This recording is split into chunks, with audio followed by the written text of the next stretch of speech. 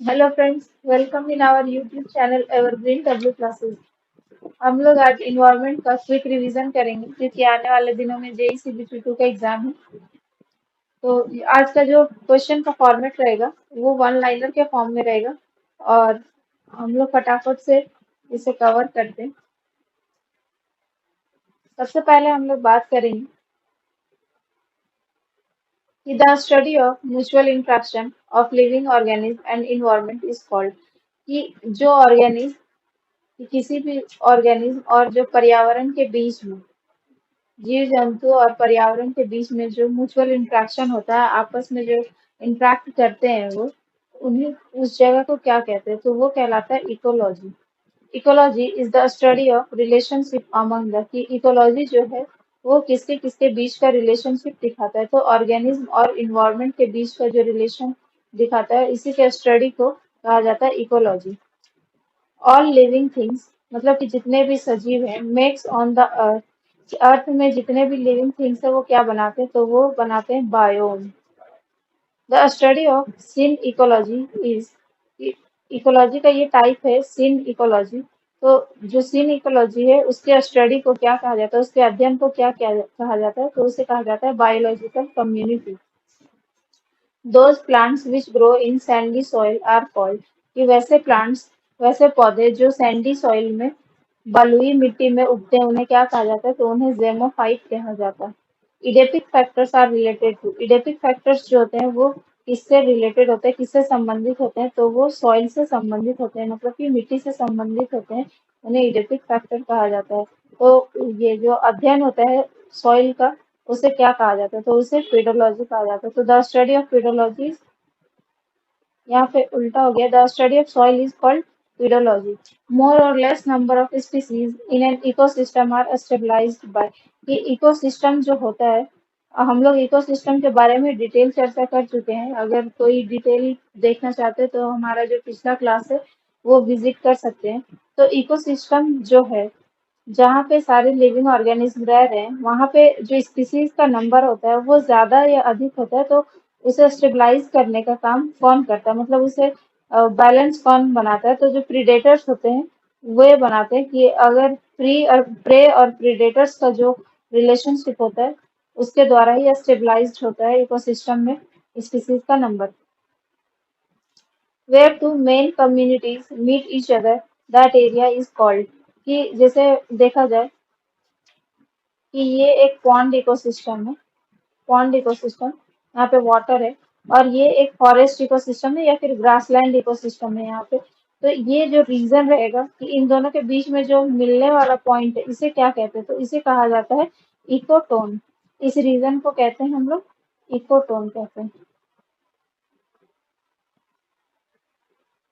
According to Odum, niche are, कि Odum के according niche क्या होता है? तो नीश जो होता है कि किसी भी इकोसिस्टम में जहाँ पे कोई भी ऑर्गेनिज्म अपना फंक्शनल, जो फंक्शंस होते हैं वो परफॉर्म कर रहे हैं, मतलब वहाँ पे रह रहे हैं, रिप्रोडक्शन कर रहे हैं, तो उसे ही नीश कहा जाता है। तो ऑर्डन के अकॉर्डिंग जो नीश होते हैं वो माइक्रो हाउसिंग होते हैं या फिर उन्हें कहा जाता है फंक्शनल एरिया, क्योंकि नीश में ही जितने भी स्पीसीज होते हैं वो अपना फंक्शन परफॉर्म करते हैं, इसीलिए उसे कहा जाता है functional area.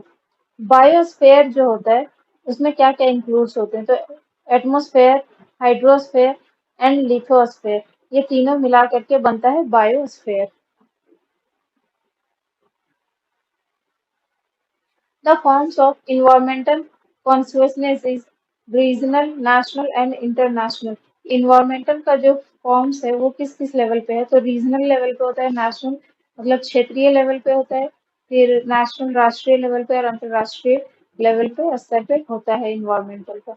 The first world environment conference was organised in the year, कि जो सबसे पहला पर्यावरण का एक कॉन्फ्रेंस हुआ था वो किस साल में ऑर्गेनाइज किया गया था? तो वो 1972 में हुआ था। Rio world environment conference is considered to be, कि जो रियो वर्ल्ड इन्वायरमेंट कॉन्फ्रेंस हुआ था उसे क्या कहा जाता है? तो उसे अर्थ कॉन्फ्रेंस भी कहा जाता है।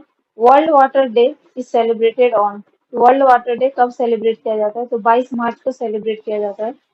Wind speed is measured by, जो हवा का स्पीड होता है उसे किससे मेजर करते हैं? तो अनीमोमीटर से इसे मेजर किया जाता है। The first world environment conference was held in, कि जो पहला इन्वायरमेंट कॉन्फ्रेंस हुआ था तो जो कि 1972 में हुआ था, तो वो कहाँ पे हुआ था? ये स्टॉकहोम में हुआ था। The importance of environmental studies is, या फिर हम लोग जो इन्वायरमेंटल स्टडीज पढ़ रहे हैं, ये पढ़ना इम्पोर्टेंट क्यों है? क्योंकि जो इन्वायरमेंट है, पर्यावरण है, उसमें पॉल्यूशन, प्रदूषण बहुत ज्यादा बढ़ रहे हैं, इसीलिए इन्वायरमेंटल स्टडीज हम लोगों के लिए इम्पोर्टेंट हो जाता है। The earth summit was organised in, earth summit जो हुआ था वो कहाँ पे हुआ था? रियो डी जेनेरियो, जो कि ब्राजील में स्थित है, और ये 1992 में हुआ था, 1992 में हुआ था। The world wild life fund was established in, WWF जो है वो स्थापित हुआ था 1961 में। The main document of Rio conference और अर्थ कॉन्फ्रेंस वॉज, कि रियो कॉन्फ्रेंस जो हुआ था, या फिर इसे ही अर्थ कॉन्फ्रेंस भी कहा जाता है, तो उसमें जो मुख्य उद्देश्य था, उसका मुख्य डॉक्यूमेंट था, वो क्या था? इसका जो मुख्य उद्देश्य था वो था Rio declaration and agenda 21, biological conservation convention and forest protection and related to rising temperature in the environment. इसमें जो रिलेटेड हुआ था, कि इन्वायरमेंट से रिलेटेड हुआ था, और यहाँ पे बात हुआ था कि किस तरह से जो इन्वायरमेंट है उसको कंजर्व किया जाए और उसे, फॉरेस्ट जो है उसे बचाया जा सके, जंगलों को बचाया जा सके, और जो टेम्परेचर लगातार इन्वायरमेंट में बढ़ रहे हैं उनसे उन्हें कैसे कंट्रोल किया जाए। तो इन चीजों पे कॉन्फ्रेंस हुआ था, जिसे अर्थ कॉन्फ्रेंस का नाम दिया गया। The women of Khejrali village who had sacrificed her life fighting for the protection of the environment, कि एक खेजराली विलेज है, वहां पे एक औरत थी जो कि अपना लाइफ सेक्रीफाइस कर दी इन्वायरमेंट को बचाने के लिए। उनका नाम क्या था? उनका जो नाम था वो था Amrita Devi. The major movements launched for environmental consciousness in India are, कि बहुत सारे मूवमेंट हुए जो इन्वायरमेंट को, पर्यावरण को बचाने के लिए थे। तो कौन कौन से मूवमेंट हुए हैं पर्यावरण से रिलेटेड हमारे इंडिया में? तो वो हुआ है चिपको मूवमेंट, फिर एक हुआ silent valley movement and Narmada बचाओ आंदोलन। नर्मदा बचाओ आंदोलन जो हुआ था, ये कब स्टार्ट हुआ था और किनके द्वारा स्टार्ट किया गया था? तो ये जो स्टार्ट किया गया था, ये मेधा पाटेकर के द्वारा किया गया था, और ये 5 अप्रैल 1961 में किया गया था। Chipko movement was started from the following district of Uttarakhand, कि चिपको मूवमेंट जो शुरू हुआ था वो चमोली, उत्तराखंड का एक चमोली विलेज है, वहां से शुरू हुआ था, और इसे जो लीड किया था वो किया था सुंदरलाल बहुगुणा ने। Biotic component of the environment is, environment का जो बायोटिक कंपोनेंट होता है वो क्या क्या होता है? तो इन्वायरमेंट का दो कंपोनेंट होता है, एक अबायोटिक कंपोनेंट होता है और एक बायोटिक कंपोनेंट होता है। अबायोटिक कंपोनेंट में जो होता है वो नॉन लिविंग थिंग्स होते हैं, जैसे कि सॉइल हो गया, एयर हो गया, वाटर हो गया, सन हो गया, ये सब जो आएंगे वो अबायोटिक कंपोनेंट में आएंगे। और biotic component means living things आ जाएंगे, जैसे कि plants, animals and micro organism, जैसे जो लिविंग थिंग्स है वो कहलाएंगे इन्वायरमेंट के बायोटिक कंपोनेंट। नेक्स्ट जो है the author of book nature of the environment. Nature of the environment एक बुक का नाम है, इसके ऑथर कौन है? तो इनके इसके जो ऑथर है वो है Andrew gaudy, the first and only emperor in India who promoted environmental protection, कि सबसे पहले और जो एकमात्र राजा थे, सम्राट थे, वो कौन थे जो प्रमोट करते थे इन्वायरमेंटल, पर्यावरण को बचाने के लिए कौन प्रमोट करते थे? तो वो जो थे द ग्रेट अशोका जो थे, वो प्रमोट करते थे इन्वायरमेंटल प्रोटेक्शन को लेकर के।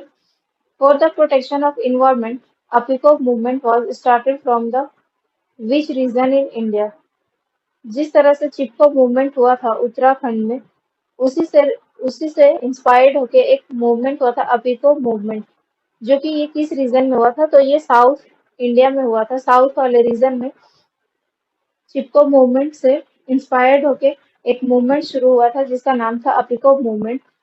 और ये कर्नाटका में शुरू हुआ था, और भांडूराम हेगड़े जो है, इनके लीडरशिप में ये मूवमेंट शुरू हुआ था जिसका नाम था Appiko movement. The founder of the Chipko movement for environment in India is, तो ये हम लोग पहले भी बात कर चुके हैं कि सुंदरलाल बहुगुणा जो थे वो चिपको मूवमेंट के फाउंडर थे। The most active sphere among the component of the environment is, कि जितने भी इन्वायरमेंट के कंपोनेंट है, बायोस्फीयर के जो कंपोनेंट है, एटमॉस्फेयर, हाइड्रोस्फेयर एंड लिथोस्फेयर, तो इनमें से जो मोस्ट एक्टिव स्फेयर है वो कौन सा है, तो ये लिथोस्फेयर है। The second World Environment Conference, it is called Rio 10, was held in, कि जो दूसरा वर्ल्ड इन्वायरमेंट कॉन्फ्रेंस हुआ था, जिसे रियो 10 भी कहा जाता है, ये कहाँ पे हुआ था, तो ये जोहान्सबर्ग में हुआ था, जो कि साउथ अफ्रीका में स्थित है। Appiko movement is related to, ये जो अपिको मूवमेंट हुआ था वो किससे संबंधित था, तो ये जो पहाड़ी रीजन है, पहाड़ी क्षेत्र है, पल्लवी और नीलगिरी का, इससे रिलेटेड था ये Appiko movement. Saving the forest of the western Ghat in Kerala is related to, जो वेस्टर्न घाट है वहाँ पे जो फॉरेस्ट को सेव करने का था वो किससे रिलेटेड है, तो ये साइलेंट वैली मूवमेंट था। इसके लिए साइलेंट वैली मूवमेंट चलाया गया था, जो वेस्टर्न घाट के जो फॉरेस्ट है उन्हें बचाने के लिए। Ultraviolet rays means UV rays coming from the sun are prevented from reaching the earth's surface by, कि जो यूवी रेज आते हैं सन से, सूरज से जो यूवी रेज आते हैं उन्हें अर्थ तक पहुंचने के लिए कौन रोकता है, तो ये रोकता है ओजोन लेयर, जो कि ये स्थित होता है स्ट्रेटोस्फेयर में। और यूवी रेज जो होता है वो कॉज करता है स्किन कैंसर, और इसीलिए इम्पोर्टेंट हो जाता है कि कोई ऐसा लेयर हो जो इसे आने से रोके, और वो है ozone layer. The most abundant gas in the atmosphere is, कि एटमोस्फेयर में जो सबसे ज्यादा गैस पाई जाती है वो कौन सा है, तो ये नाइट्रोजन। इन्वायरमेंट जो है वो कैसा सिस्टम है, एक क्लोज सिस्टम या ओपन सिस्टम, तो इन्वायरमेंट जो है पर्यावरण ये ओपन सिस्टम है। The name of famous document to make the earth green again in the 21st century in the Rio earth conference is, कि एक फेमस डॉक्यूमेंट था जिसमें कि अर्थ ग्रीन बनाना है, ये 21st सेंचुरी में कॉन्फ्रेंस हुआ था, तो इसका जो ये डॉक्यूमेंट था उसका नाम क्या था, तो ये था agenda 21। The most abundant gas in the atmosphere after nitrogen and oxygen is, कि नाइट्रोजन तो सबसे ज्यादा पाया जाता है, उसके बाद ऑक्सीजन, तो नाइट्रोजन और ऑक्सीजन के बाद जो मोस्ट abundant गैस है एटमोस्फेयर में वो कौन सा गैस है, तो ये आर्गन है।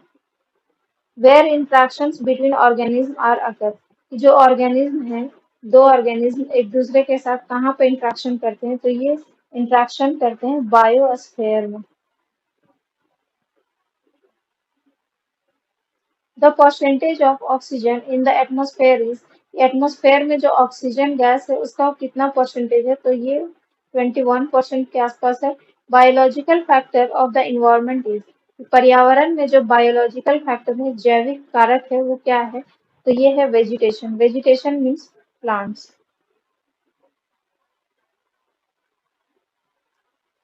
How many countries are participated in the first World Environment Conference which was held at Stockholm?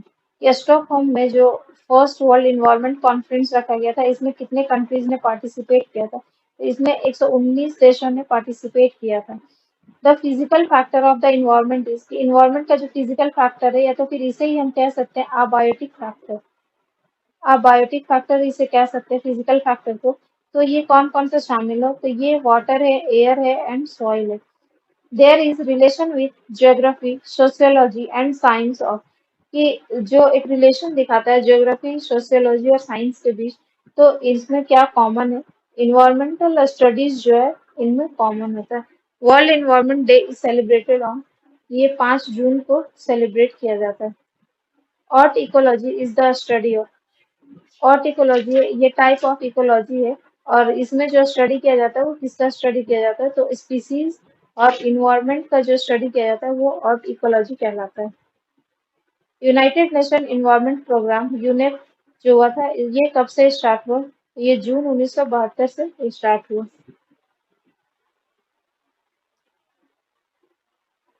The biosphere extends to the lower depth of the ocean, कि जो ओशियन है वहां पे जो बायोस्फीयर है, मतलब कि वहां पे जो लिविंग थिंग्स जो पाए जाते हैं वो कितने डेप्थ तक पाए जाते हैं, तो ये 17 किलोमीटर तक पाए जाते हैं। द सिटी ऑफ क्योटो जो कि स्थित है कहाँ पे, वो है जापान में, और यहाँ पे हुआ था एक क्योटो प्रोटोकॉल जो कि रिलेटेड था जो ऐसे गैसेस को कंट्रोल करना जो कि पोल्यूशन काउज करते हैं और ग्लोबल वार्मिंग बढ़ाते हैं, इन गैसेस को कंट्रोल करने के लिए क्योटो प्रोटोकॉल हुआ था, जिसमें 192 देशों ने इसमें शामिल हुए थे क्योटो प्रोटोकॉल में। How many principles were established in the Stockholm declaration 1972 की स्टॉकहोम डिक्लेरेशन जो हुआ था 1972 में, इसमें कितने प्रिंसिपल्स एस्टैब्लिश किए गए थे? तो इसमें 26 प्रिंसिपल एस्टैब्लिश हुए थे। In June 1972, at the Human Environment Conference in Stockholm, a document of activities related to environmental protection was prepared. कि ये जो स्टॉकहोम में इन्वायरमेंटल कॉन्फ्रेंस हुआ था इन्वायरमेंटल प्रोटेक्शन को लेकर के, इसे क्या कहा जाता है? तो इसे कहा जाता है Magna carta of world environment. Where was it decided to celebrate the World Environment Day on June 5th? ये कहाँ पे डिसाइड हुआ कि 5 जून को विश्व पर्यावरण दिवस के रूप में मनाया जाए? तो ये जो डिसाइड हुआ था वो स्टॉकहोम में हुआ था, जहाँ जब कॉन्फ्रेंस हुआ था वहां पे डिसाइड हुआ था कि 5 जून को ही विश्व पर्यावरण दिवस मनाया जाएगा। Most of the treaties signed in Rio earth summit के ज्यादा से ज्यादा जो संधि हुए हैं साइन वो हुए रियो अर्थ समिट में, जो कि इसमें एक कंट्रोवर्शियल ट्रीटी था, एक कंट्रोवर्शियल संधि था। वो कौन सा है? तो वो बायो कंजर्वेशन मेथड संधि जो है, ये एक कंट्रोवर्शियल संधि था। How many countries are participated in the Kyoto summit? Kyoto summit में कितने देशों ने भाग लिया था? तो 192 देशों ने इसमें भाग लिया था। International bio programme IBP was started in, ये एक प्रोग्राम है इंटरनेशनल बायो प्रोग्राम जो कि स्टार्ट हुआ 1964 में। The person who developed public awareness towards water conservation in the village of Alwar district of Rajasthan. Rajasthan में एक डिस्ट्रिक्ट है अलवर, ये अलवर नाम का जगह है जहाँ पे एक पब्लिक अवेयरनेस चलाया गया था वाटर कंजर्वेशन के लिए, पानी बचाव के लिए। तो ये किनके द्वारा शुरू किया गया था? तो ये जो शुरू किया गया था ये राजेंद्र सिंह के द्वारा शुरू किया गया था। The प्लेटू part of the world surface, world surface जो है उनमें से जो प्लेटू पार्ट है वो कितना है? तो ये लगभग एक तिहाई है, 33% जो है वो प्लेटू पार्ट है वर्ल्ड सरफेस का। Temperature, rainfall and humidity and wind are the elements of, कि ये जो तापमान है, बरसात है, वर्षा है, ह्यूमिडिटी है और ये जो हवाएं हैं ये किसके एलिमेंट्स है? तो ये क्लाइमेट के एलिमेंट्स है। Environmental education centre is located है एट, कि इन्वायरमेंटल एजुकेशन सेंटर है वो कहाँ पे स्थित है? इसका जो सेंटर है वो अहमदाबाद में है। Ministry of environment and forest is located है, ये जो पर्यावरण और जंगल मंत्रालय है ये कहाँ पे स्थित है? ये न्यू दिल्ली में स्थित है। Who was the German biologist? German biologist कौन थे? अर्नस्ट हैकेल जो थे, जिन्होंने इकोलॉजी टर्म दिया था वो अर्नस्ट हैकेल ही थे, और इन्हें ही फादर ऑफ इकोलॉजी भी कहा जाता है। हैकेल को फादर ऑफ इकोलॉजी कहा जाता है, और इन्होंने इकोलॉजी टर्म जो दिया था वो प्रपोज किया था वो 1869 में किया था इन्होंने। The study of the structure and function of the ecosystem is called ecology, ये स्टेटमेंट जो है वो किनका है? ये इकोसिस्टम जो है वो, कि इकोलॉजी जो है वो स्टडी स्ट्रक्चर और फंक्शन ऑफ द इकोसिस्टम, उसे ही कहा जाता है इकोलॉजी। तो ये जो टर्म, ये डेफिनेशन जो दिया गया था वो ऑर्डम के द्वारा दिया गया था।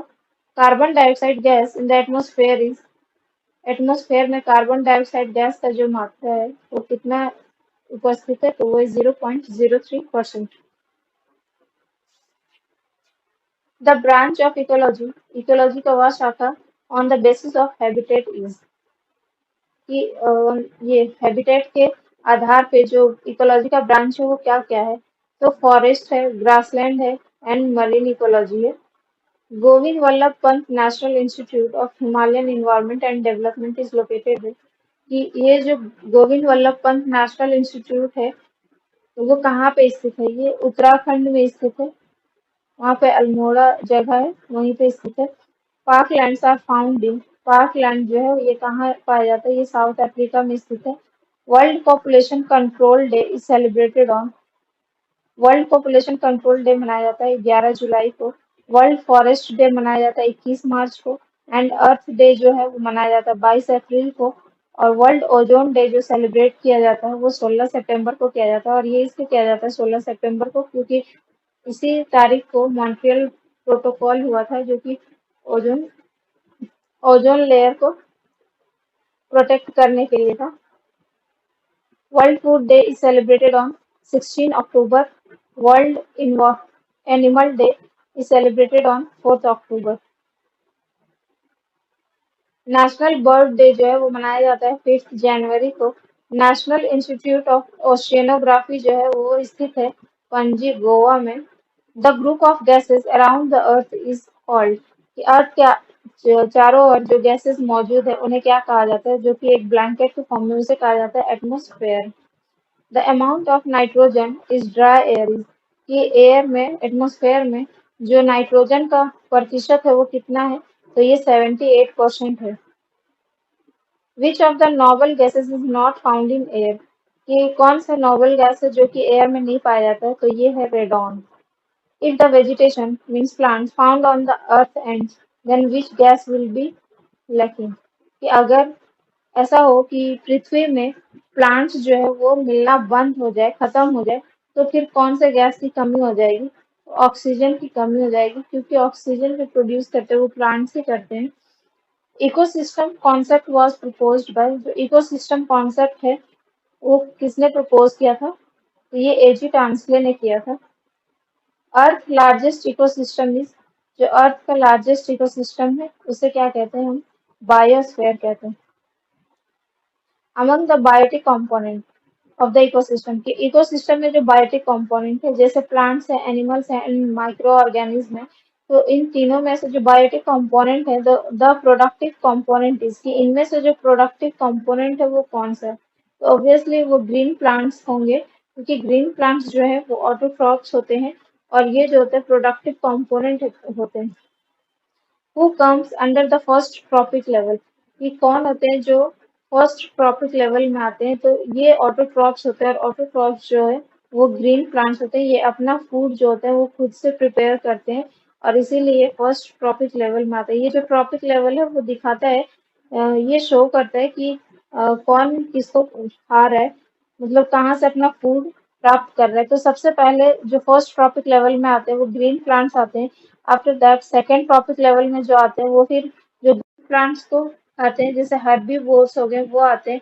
एंड थर्ड ट्रॉपिक लेवल में फिर जो हर्बीवोर्स को खाते हैं जैसे जो कार्निवोर्स हो गए वो आते हैं। तो ये जो लेवल दिखा रहा है कि कौन किसे किस पर फीड कर रहा है उसे ही कहा जाता है trophic level. The source of renewable energy, renewable energy कहा जाता है जिसे हम फिर रिन्यू कर सकते हैं। तो जो सोर्स ऑफ रिन्यूएबल एनर्जी है वो कौन सा है, वो है सोलर एनर्जी, जो कि हमें सनलाइट से मिलता है। Decade of sustainable energy for all is an initiative of, कि जो सस्टेनेबल एनर्जी का डिकेड जो शुरू किया गया वो किनके द्वारा शुरू किया गया, तो ये यूनाइटेड नेशंस के द्वारा शुरू किया गया। The concept of energy crisis is, ये जो एनर्जी क्राइसिस का कॉन्सेप्ट है वो आया है the danger of running out of fossil fuels like coal and petrol. Coal और पेट्रोल जो है फॉसिल फ्यूल्स, ये सब क्या है कि ये फॉसिल फ्यूल्स है और ये एक टाइम पे खत्म हो जाएंगे, तो ये धीरे धीरे खत्म होने के कगार पे आ रहे हैं। तो ये the concept of energy crisis इनके लिए, कोल एंड पेट्रोलियम के लिए। The best source of power generation in India on the basis of sustainability is, कि जो सस्टेनेबिलिटी के आधार पे जो बेस्ट सोर्स है पावर जनरेशन के लिए इंडिया में वो कौन सा है, वो हाइड्रो इलेक्ट्रिसिटी, मतलब कि पानी के द्वारा जो बिजली उत्पन्न करना है वो बेस्ट, ये best sustainability. The largest depository of alternative energy, ये अल्टरनेटिव एनर्जी का जो लार्जेस्ट डिपोजिटरी है वो कौन सा है, वो है solar energy. Solar energy is produced by sun. The inorganic pollutants that contaminating the groundwater are, कि जो inorganic pollutants कौन सा है जो कि ग्राउंड वाटर को contaminate करता है, प्रदूषित करता है, तो वो है arsenic.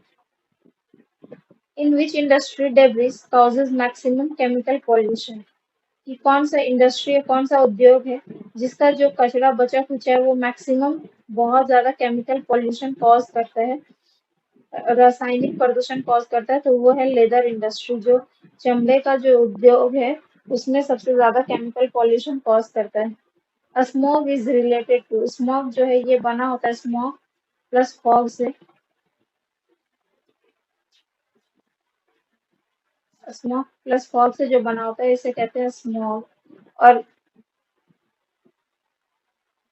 ये जो रिलेटेड है ये एयर पॉल्यूशन से रिलेटेड है। और स्मॉग आप दिल्ली में देख सकते हैं, ठंड ठंड के टाइम पे बहुत ज्यादा वहां पे स्मॉग दिखता है। Biochemical oxygen demand BOD is a standard parameter for, BOD जो है वो किसका स्टैंडर्ड पैरामीटर है, तो ये जो यूज होता है to quantify pollution in aquatic ecosystem, की एक्वेटिक इकोसिस्टम में पॉल्यूशन को मापने के लिए बीओडी यूज किया जाता है। An excess of BOD in water area it indicates that कि अगर बायोकेमिकल ऑक्सीजन डिमांड जो रहेगा अगर वो किसी वाटर एरिया में बहुत ज्यादा है, मतलब वहां पे जो एनिमल्स रह रहे हैं उन्हें ऑक्सीजन का ज्यादा जरूरत है, तो उसे ही कहा जाता है बायोकेमिकल ऑक्सीजन डिमांड। तो ये इंडिकेट करता है कि वाटर जो है वो पॉल्यूटेड हो चुका है by sewage. For the determination of water pollution in a river, the amount of dissolved is measured with, कि अगर हम वाटर पॉल्यूशन चेक करें रिवर में तो किसका चेक करेंगे, कि किसको चेक करेंगे कि कौन डिजॉल्व के फॉर्म में है, तो ये डिजॉल्व ऑक्सीजन को चेक करते हैं। डिजॉल्व ऑक्सीजन के फॉर्म में हम चेक करते हैं कि वाटर पॉल्यूशन है या नहीं। Minimata disease is caused by the dissolution of which metal in water, ये मिनीमाता डिजीज जो होता है वो किसके घुलने से, पानी में किस मेटल के घुल जाने से ये डिजीज कॉज होता है, तो ये मरकरी के वजह से होता है। Water borne disease are diarrhoea. The surface of the earth is covered by, कि जो अर्थ का सरफेस है वो किससे कवर्ड है, तो वो वाटर एंड लैंड से कवर्ड है। Which disease can be caused by accumulated water, कि कौन सा बीमारी है जो पानी के जमा होने से कॉज हो सकता है। तो पानी के जमा होने से क्या होता है कि मच्छर जो होते हैं वो बहुत तेजी से रिप्रोड्यूस होते हैं। मलेरिया जो होता है वो एक डिजीज है जो कि एक्यूमुलेटेड वाटर से कॉज होता है। बाकी भी जो होते हैं जैसे डायरिया हो गया, टाइफाइड हो गया, ये सब वाटर बोर्न डिजीज ही है। The full form of CNG is, CNG का जो फुल फॉर्म है वो है compressed natural gas which energy can be converted into electrical energy by solar cell, ये है light energy. The factor of global warming is, कि global warming जो है उसका फैक्टर क्या है, तो ग्लोबल वार्मिंग समझते हैं कि क्या होता है। तो ग्लोबल वार्मिंग उसे कहते हैं जो एटमॉस्फेयर में जब टेम्परेचर बहुत ज्यादा बढ़ने लग जाए उसे ग्लोबल वार्मिंग कहा जाता है। और ये किसके वजह से हो रहा है, तो ये जो व्हीकल्स से, मतलब कि गाड़ियों से जो गैसेस एग्जॉस्ट होते हैं उससे कॉज होता है global warming. CNG is used as a fuel, CNG जो है वो किसमें फ्यूल के रूप में यूज होता है, तो व्हीकल जो होता है और इंडस्ट्रीज इनमें फ्यूल के रूप में यूज हो रहा है। एलपीजी का शॉर्ट फॉर्म किसका शॉर्ट फॉर्म है, एलपीजी जो है वो लिक्विफाइड पेट्रोलियम गैस का शॉर्ट फॉर्म है। Biodiesel is prepared by which plant, कि बायोडीजल जो है वो किस प्लांट के द्वारा प्रिपेयर्ड किया जा सकता है, तो ये जेट्रोफा सर्कस है जिससे कि हम बायोडीजल प्रिपेयर कर सकते हैं। The non polluting source of energy is, कि एनर्जी का वो कौन सा सोर्स है जो कि नॉन पॉल्यूटिंग है, तो वो solar energy. The science of that studies the relationship between living organism and their environment, कि लिविंग ऑर्गेनिज्म और उसका जो इन्वायरमेंट है वो जहाँ पे रह रहा है उन दोनों के बीच में जो रिलेशनशिप दिखाता है उसके स्टडीज को क्या कहते हैं, तो उसके स्टडीज को इन्वायरमेंटल स्टडीज कहते हैं। The symbol of development is considered as, कि जो विकास है उसका क्या सिंबल है, उसका क्या प्रतीक है, उसका जो प्रतीक है वो है डेवलपमेंट ऑफ इंडस्ट्रियल प्लांट, की औद्योगिकीकरण का जो विकास है वही दिखाता है कि विकास हो रहा है, डेवलपमेंट हो रहा है। What are the causes of extensive damage to the environment, कि जो इन्वायरमेंट है उसको जो डैमेज कर रहा है, बहुत ज्यादा डैमेज, एक्सटेंसिव डैमेज, वो किन वजहों से हो रहा है? तो जो डैम का कंस्ट्रक्शन हो गया, रोड कंस्ट्रक्शन हो गया, एंड जो माइनिंग वर्क है, इसके वजह से जो इन्वायरमेंट है उसमें एक्सटेंसिव डैमेज, मतलब बहुत ज्यादा ही डैमेज होता है। क्योंकि जब रोड कंस्ट्रक्शन होता है, तो जब रोड का या तो चौड़ा भी होता है, तो देखते होंगे क्या, जो साइड साइड में पेड़ होते हैं, बहुत ज्यादा ही पेड़ को काट दिया जाता है, तो जिससे इन्वायरमेंट डैमेज होता है। Which part of the atmosphere layer absorbs UV rays?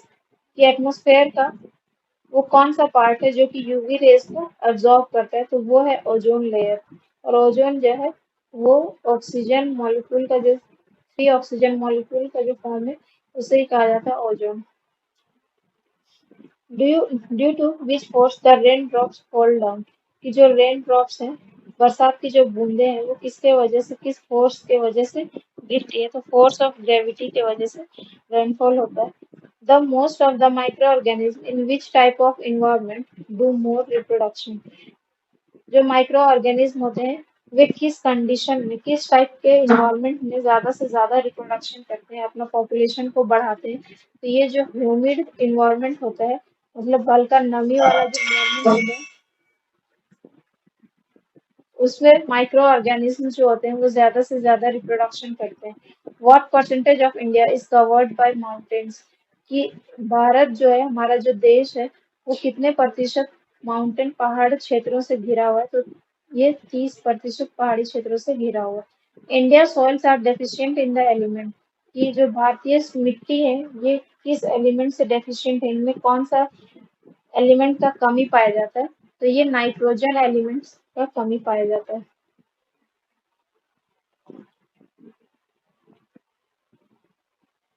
Work as scavenger in the biosphere is?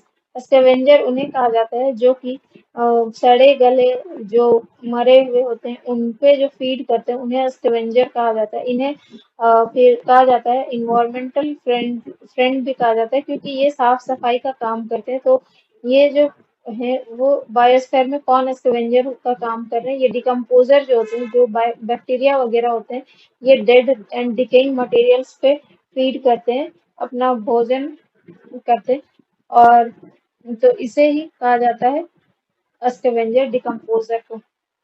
One Mahotsav day is celebrated on in our country during the?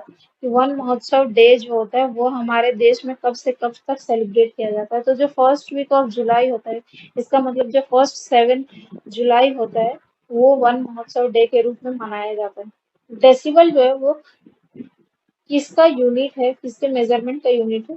तो डेसिबल जो है वो साउंड, ध्वनि को जो मापने का यूनिट है, उसे डेसिबल कहा जाता है। The main reason for having day and night is? कि जो दिन और रात होते हैं, इसका मुख्य कारण क्या है? तो इसका जो मुख्य कारण है वो है कि जो हमारा पृथ्वी है वो अपने एक्सिस पे, अपने ही एक्सिस पे रोटेट कर रहा है, घूर्णन कर रहा है अपने ही एक्सिस पे, अपने ही अक्ष पे जो घूर्णन करता है, उसके वजह से दिन और रात होती है। The flow of energy in a food chain is? कि एक फूड, जैसे फूड चेन क्या हो गया कि एक एनिमल दूसरे एनिमल को खा रहा है। सबसे पहले जैसे प्लांट प्लांट है, उस पे कोई हर्बीवोर्स जो होते हैं वो खा रहे हैं, जैसे ग्रास होपर खा रहा है, फिर ग्रास होपर को फ्रॉग खा रहा है, फ्रॉग को कोई ईगल खा जा रहा है। तो ये क्या हुआ, एक चेन बना हुआ है, फूड चेन, ये एक दूसरे को ये खा रहे हैं। तो इसमें क्या होता है कि एनर्जी का भी प्रवाह होता है। तो ये जो एनर्जी का प्रवाह होता है, ये क्या होता है, ये एक ही दिशा में होता है। लगभग एनर्जी का जो फ्लो होता है वो 10% आगे बढ़ता है। तो ये जो एनर्जी का फ्लो है वो किस डायरेक्शन में होता है? तो ये एक ही दिशा में होता है, जिसे कहा जाता है unidirection. Which rays coming from the sun are blocked by the ozone layer? Ozone layer में किस रेज को जो सन से आ रहा होता है उसे ब्लॉक करता है? तो ये यूवी रेज को करता है। और यूवी रेज जो होता है ये कॉज करता है स्किन डिजीज, कॉज करता है। Which two gases are spread over 99% of the atmosphere? कि एटमोस्फेयर में जो 99% है वो लगभग किन दो गैसों से फैला हुआ है? तो ये ऑक्सीजन एंड नाइट्रोजन जो है, ये नाइट्रोजन लगभग 78% है, और ऑक्सीजन जो है ऑलमोस्ट 21% है। और लगभग ये दोनों ही है जो कि एटमॉस्फेयर में फैले हुए हैं। The name of the lowest layer of the atmosphere is, atmosphere का जो सबसे लोवेस्ट लेयर होता है उसे कहा जाता है troposphere. The interconnected group of the food chain, कि जो फूड चेन होते हैं वो फिर आपस में जो इंटरकनेक्टेड होते हैं उसे क्या कहा जाता है, तो उसे फूड वेब कहा जाता है, मतलब खाद्य जाल कहा जाता है, कि ये सब एक दूसरे से कनेक्टेड होते हैं, ये इसे खा रहा है वो उसे खा रहा है, तो ये जो एक जाल बन जाता है उसे ही कहा जाता है food web. The type of forest found in maximum quantity in India is, कि हमारे भारत में जो मैक्सिमम टाइप अधिक अत्यधिक टाइप के जो जंगल पाए जाते हैं वो किस टाइप के जंगल पाए जाते हैं, तो ये पाया जाता है tropical deciduous forest. In which state of India jhuming agriculture, jhuming agriculture कहा जाता है झूम कल्टीवेशन की, जो ट्राइबल्स होते हैं वो एक जगह पे खेती करते हैं, फिर वहां से उठ करके दूसरे जगह पे चले जाते हैं, फिर वहां पे खेती करते हैं, मतलब वो मूवमेंट करते रहते हैं, इसे कहा जाता है झूमिंग एग्रीकल्चर। तो in which state of India jhuming agriculture causes maximum damage to forest area, तो इससे क्या होता है कि जो जंगली एरियाज होते हैं, जंगली क्षेत्र होते हैं उसके उसमें डैमेज होता है, तो वो कौन सा स्टेट है जो झूमिंग एग्रीकल्चर की वजह से मैक्सिमम डैमेज हुआ है, तो वो ओडिशा राज्य। The grassland of pampas are in, South America में जो ग्रासलैंड होते हैं उसे कहा जाता है पंपास, और साउथ अफ्रीका में जो ग्रासलैंड होते हैं उन्हें कहा जाता है वेल्ड, और यूरेशियन में जो ग्रासलैंड है उन्हें नाम दिया गया स्टेपीज, एंड साउथ अफ्रीका में जो ग्रासलैंड है उन्हें कहा जाता है स्वाना, नॉर्थ अमेरिका में जो ग्रासलैंड है उन्हें कहा जाता है प्रेरी। और नेशनल एक्वेटिक एनिमल इसकी, जो नेशनल एक्वेटिक एनिमल है वो क्या है, तो वो है Ganges river dolphin. 4.5% of the total world's energy जो है वो कहाँ से आ रहा है, तो वो कोल से आ रहा है, कोयला से हमें मिल रहा है। According to the national forest policy what is the percentage of the area should be forested, कि एक ये नेशनल फॉरेस्ट पॉलिसी है हमारे इंडिया में, तो इसके अकॉर्डिंग जो है कि कितने परसेंट जंगल होना चाहिए, तो इसके अकॉर्डिंग 33% एरिया जो है वो किसी भी देश का जंगल होना चाहिए, 33%। The non metallic minerals on which Rajasthan has monopoly, कि इनमें से कौन सा मिनरल्स है जो कि नॉन मेटेलिक है और राजस्थान का मोनोपोली है, तो वो है marble.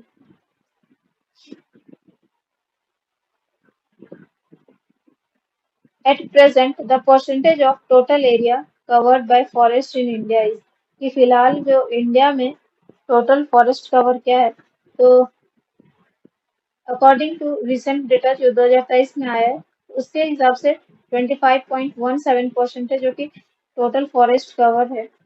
How many percentage of world's energy is used on India, तो ये है 6.1%। Operation flood is related to, ये ऑपरेशन फ्लड जो है वो किससे संबंधित है, ये मिल्क से संबंधित है। The national bird of our country is peacock है। Sariska tiger project is located है, सिरिस्का टाइगर प्रोजेक्ट जो है वो कहाँ पे स्थित है, तो ये अलवर में स्थित है। The forest found near the equator, equator के समीप जो फॉरेस्ट पाए जाते हैं उन्हें क्या कहा जाता है, तो उन्हें कहा जाता है ट्रॉपिकल रेन फॉरेस्ट, यहाँ पे सबसे ज्यादा बारिश होती है और यहाँ के जो फॉरेस्ट पाए जाते हैं वो बहुत ही लंबे लंबे पाए जाते हैं। The vegetation of a place mainly depends on, कि किसी भी जगह का जो वेजिटेशन है मतलब प्लांट्स है वो किस पर निर्भर करता है, तो वो वर्षा पे निर्भर करता है। Central arid zone research institute is situated, Rajasthan का एरिया जो है वो सूखा हुआ है, मतलब कि वो ज्यादातर डेजर्ट एरिया है, तो इसके लिए central arid zone research institute है जो कि स्थित है कहाँ पे, ये स्थित है जोधपुर में। Desertification can be controlled by, कि जो रेगिस्तान होते जा रहे हैं इसे कैसे हम लोग कंट्रोल कर सकते हैं, तो ये कंट्रोल किया जा सकता है कि prohibition on cutting of desert vegetation, कि डेजर्ट में जो प्लांट्स हैं उन्हें कट करने का ये कट करने से रोकने से, and conservation of moisture and development of dry agriculture and belt of trees should be developed in the way of air, ज्यादा से ज्यादा वेजिटेशन करें और जो प्लांट्स है उन्हें काटने से बचाएं, तो इससे क्या होगा कि जो ज्यादा से ज्यादा जो डिजर्टिफिकेशन हो रहे उन्हें कंट्रोल किया जा सकता है। ड्यू टू जूम कल्टीवेशन, कि जूम कल्टीवेशन की वजह से क्या होता है, तो इससे क्या होता है कि वेजिटेशन को कट किया जाता है, मतलब प्लांट्स को कट किया जाता है और फिर उसे जला दिया जाता है और उस जगह पे फिर खेती की जाती है। उसके बाद जब खेती हो जाता है कंप्लीट, उसके बाद फिर वहां से छोड़ करके दूसरे जगह पे वो लोग शिफ्ट होते हैं और फिर वहां पे पेड़ों की कटाई होती है, फिर उस जगह को जलाया जाता है। तो इस तरह से बहुत ही ज्यादा डिस्ट्रक्शन होता है फॉरेस्ट को। A source of conventional energy is, कि कन्वेंशनल एनर्जी का सोर्स क्या है, वो है जियोथर्मल। गोबर गैस मेनली कंसिस्ट ऑफ, गोबर गैस जो होता है वो मेनली किससे बना होता है, तो ये मीथेन इसमें पाया जाता है mainly. The hydro electric power station इन राजस्थान इस, कि राजस्थान में जो हाइड्रो इलेक्ट्रिक पावर है स्टेशन है वो कहाँ पे स्थित है, तो ये चंबल रिवर में है, माही रिवर में है और जवाहर सागर डैम में स्थित है। The natural resources are, natural resources जो है वो कौन कौन से हैं, एयर है, सोलर एनर्जी है एंड सॉइल है। The reason of less rainfall in Rajasthan इसके, राजस्थान में जो अ, बहुत ही कम बारिश होती है, इसका क्या रीजन है, तो इसका जो कारण है वो है अरावली पर्वत का जो पोजीशन है उसके वजह से वहाँ पे बारिश बहुत ही कम होती है। स्वेज कैनाल कनेक्ट, स्वेज नहर जो है वो किसे कनेक्ट करता है, तो ये जो कनेक्ट करता है मेडिटेरेनियन सी को और रेड सी को करता है। Largest ocean in the world is, world में जो लार्जेस्ट ओशियन है वो कौन सा है, वो है पैसिफिक ओशियन। भाखड़ा डैम जो है वो कहाँ स्थित है, ये सतलज रिवर में स्थित है। Turpentine oil is obtained from, turpentine तेल जो है वो हम लोगों को मिलता है पाइन ट्री से।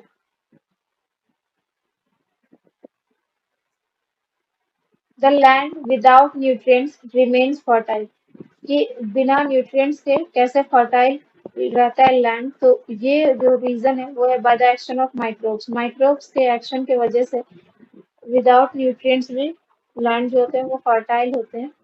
Environmental side effecting of mining, इसकी माइनिंग की वजह से इन्वायरमेंट में क्या क्या साइड इफेक्ट्स हो रहे हैं, तो इससे क्या हो रहा है कि फॉरेस्ट जंगल का डिस्ट्रक्शन हो रहा, भूस्खलन हो रहा, इन्वायरमेंटल इम्बैलेंस हो रहा। मैप का फुल फॉर्म क्या है, map is a stand for man and biosphere, a treeless biome, जहाँ पे जिस बायोम में कोई भी पेड़ नहीं पाया जाता उसे कहा जाता है टुंड्रा। और ये जो पाया जाता है ये आपका पोल रीजन में पाया जाता है। The coast between Kanyakumari to Goa is called, जो कन्याकुमारी से गोवा तक का जो तट है उसे क्या कहा जाता है, तो उसे कहा जाता है मालाबार कोस्ट, मालाबार तट। What percentage of the total irrigated land of India is irrigated by canal?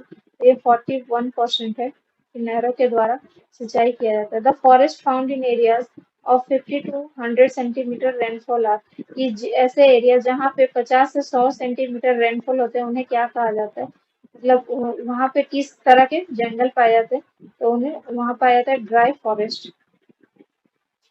The forest research institute of India is located at, ये देहरादून में स्थित है। An example of molecular mineral are uranium, thorium and monazite. The source of pollution free energy is, pollution free energy का source कौन कौन सा है, तो ये है wind energy, solar energy and tidal energy.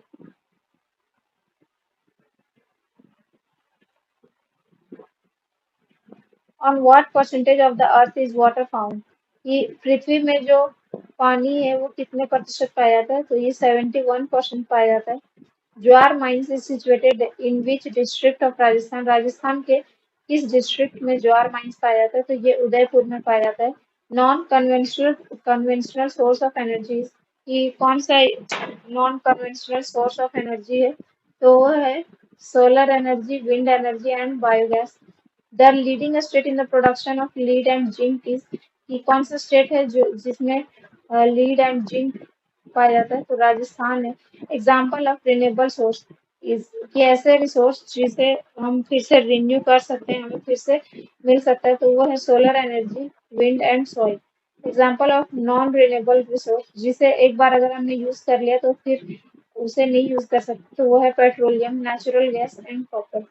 The natural resource is water, land and mineral resources जो है वो है नेचुरल रिसोर्स, मतलब प्राकृतिक रिसोर्सेज हैं। The most forested state in India is, area wise अगर देखा जाए तो ये है MP.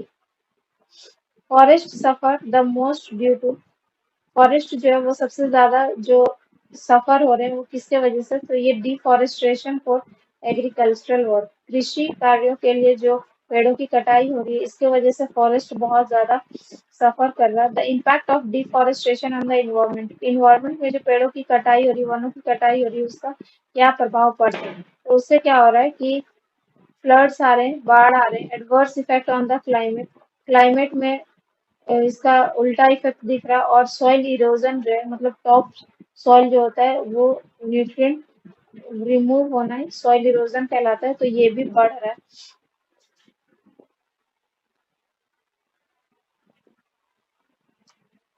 What percentage of the entire hydrosphere is found in pure form, ये हाइड्रोस्फीयर जो है उसमें जो प्योर फॉर्म में वाटर पाया जाता है वो ऑलमोस्ट कितने परसेंट पाया जाता है, तो ये 3% जो होते हैं वो पाए जाते हैं।